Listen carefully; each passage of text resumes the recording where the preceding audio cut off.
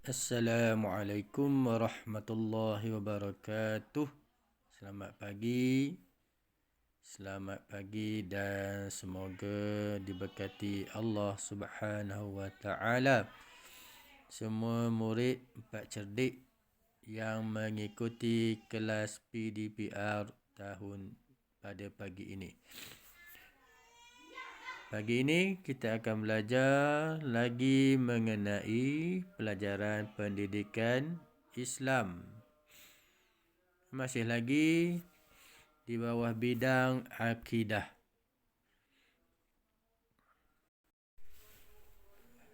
Ustaz harap murid-murid masih lagi ingat tajuk yang kita belajar pada minggu lepas, iaitu agung dan mulianya Tuhanku. Apa yang kita belajar minggu lepas? Agung. Apa agung dan mulianya Tuhanku? Siapa ingat? Okey. Pada minggu lepas kita dah belajar mengenai Al-Azim dan Al-Hamid. Ustaz harap murid-murid masih lagi mengingati apa yang kita belajar pada minggu lepas. Kalau lupa bolehlah buka balik muka surat yang kita baca minggu lepas sebelum kita meneruskan pelajaran pada hari ini. Objektif pembelajaran pada hari ini ialah murid dapat pertama menghuraikan 4 kepentingan beriman dengan nama Allah Al-Azim dan Al-Hamid dengan betul. Kedua, murid dapat menyatakan bukti keimanan terhadap nama Allah Al-Azim dan nama Allah Al-Hamid melalui tindakan dan mensyukuri nikmat kurniaan Allah dengan tepat. Itu dua objektif yang kita nak pada pagi ini. Moga-moga tercapailah objektif kita pada pagi ini. Harap murid bersedia ya. Baiklah murid-murid, kita pergi kepada tajuk kita hari ini, kepentingan beriman dengan nama Allah Al-Azimu dan Al-Hamidu. Okay, pertama, kita tengok yang pertama yang saya petakkan ni. Boleh baca sama-sama ya.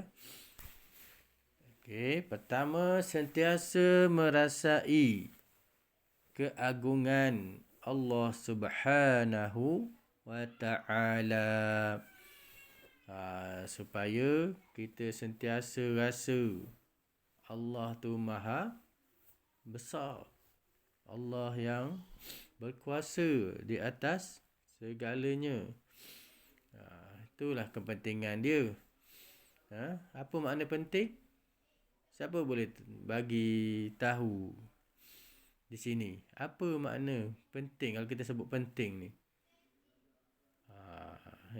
Penting ni yang kita mesti buat. Yang kita mesti, kalau belajar kita mesti tahu. Jadi di sini kepentingan beriman maknanya penting bagi kita beriman dengan nama Allah Al-Azim dan Al-Hamid. Supaya apa? Supaya yang pertama ni yang kita baca tadi sentiasa merasai keagungan Allah Subhanahu wa ta'ala. Okay, yang kedua, juga yang saya petakkan ni, cuba baca sama-sama. Membentuk peribadi yang berakhlak mulia. Kita nak jadi orang yang berakhlak mulia. Macam mana akhlak mulia ni? buat benda-benda yang baik. Apabila kita buat benda yang baik, maka orang akan puji kita.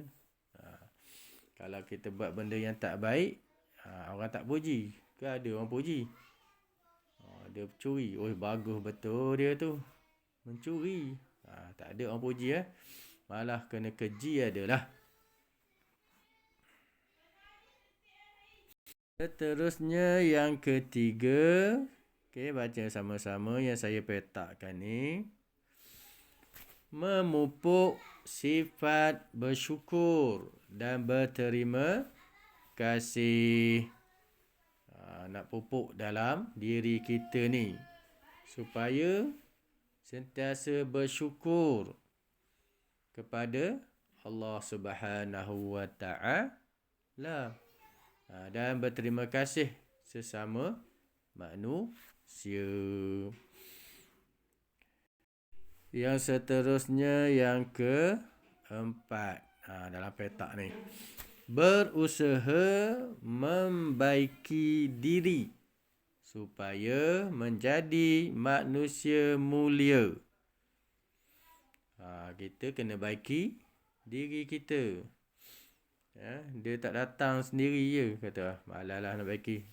Nanti baiklah aku ni. Dah tua-tua. Tak betul lah.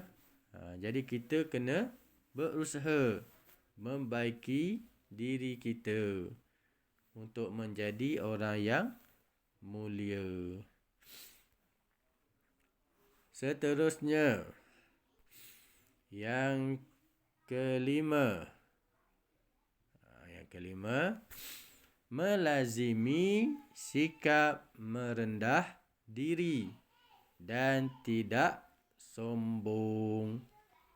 Dia tak faham melazimi tu makna dia apa. Biasa. Kita biasakan diri kita dengan sikap yang merendah diri. Walaupun kita kuat, walaupun kita bijak, walaupun kita pandai, kita kena ada sikap rendah diri, tidak sombong. Sebab kita beriman dengan nama Allah Al-Azim dan Al-Hamid. Maknanya yang paling hebat Allah dan yang patut dipuji adalah Allah juga. Jadi tak perlulah kita untuk menjadi orang yang sombong. Baiklah, seterusnya yang ke-6. Yang ke-6. Kepentingan yang ke-6. Kepentingan lebih pula semula. Okey, kepentingan yang ke-6. Selalu memuji Allah Subhanahu wa Ta'ala dengan menyebut Subhanallah. Sebut Subhanallah. Selalulah. Ni tak. Oh my God. Oh my God. Tak ada pahala. Tengok sesuatu yang hebat, kita sebut Subhanallah. Lepas ni kita ubah. Ataupun sebut orang budak-budak dalam sekarang ni, OMG. Dulu tak faham juga benda OMG. Punya oh my God. Jadi itu 6 kepentingan kita beriman dengan nama Allah Al-Azim dan Al-Hamid. Baiklah murid-murid, seterusnya kita tengok bukti saya beriman dengan nama Allah Al-Azim dan Al-Hamid. Apa bukti dia kita beriman dengan nama Allah Al-Azim, Al-Hamid? Adakah sekadar cakap saja, sebut je, atau macam mana?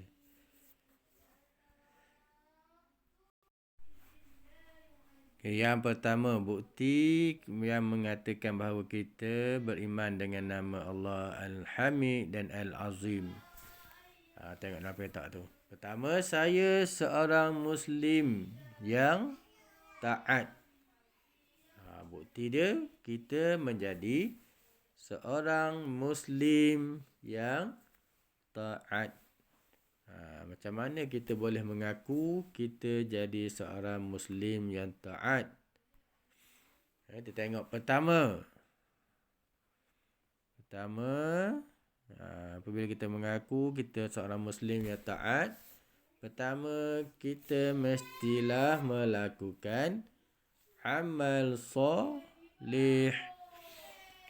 Kita lakukan, kita buat amal yang baik. Soleh tu baik lah. Tolong ibu bapa, solat tak tinggal, makan benda yang halal. Itulah nama dia amal soleh. Tolong orang, tolong cikgu, belajar. Itu semuanya amal soleh. Kedua, kita ni orang yang Muslim yang taat, apa dia yang kedua? Apabila kita sebut taat, kita taat perintah Allah. Okey, yang kedua, menjauhi maksiat. Allah Ta'ala kata tak boleh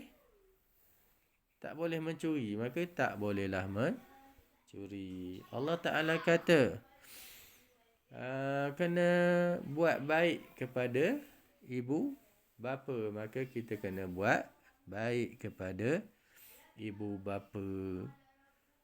Allah Ta'ala kata apa lagi? Belajar. Iqra' bismi rabbikal ladzi khalaq. Allah kata bacalah. Maka kita pun baca. Ni kita tak baca. Apabila kita tak taat, maknanya kita telah berbuat maksiat.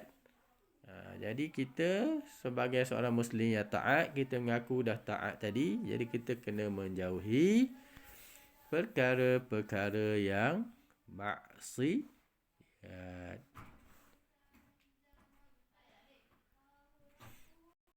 Bukti yang kedua.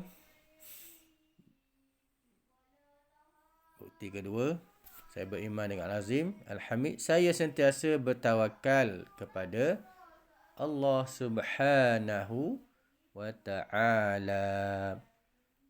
Apa makna tawakal? Kita berserah kepada Allah setelah kita berusaha. Okay, macam mana kita bertawakal? Tengok pertama, meyakini semua ketentuan Allah Subhanahu wa Ta'ala dalam kehidupan. Kita yakin apa yang berlaku adalah ketentuan Allah. Kedua, macam mana kita bertawakal?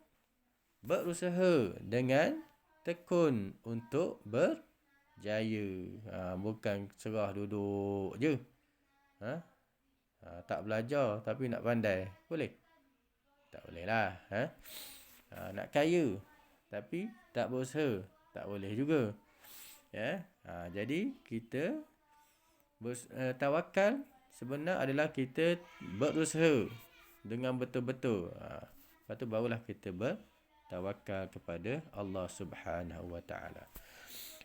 Okay, yang ketiga bukti saya beriman. Apa dia?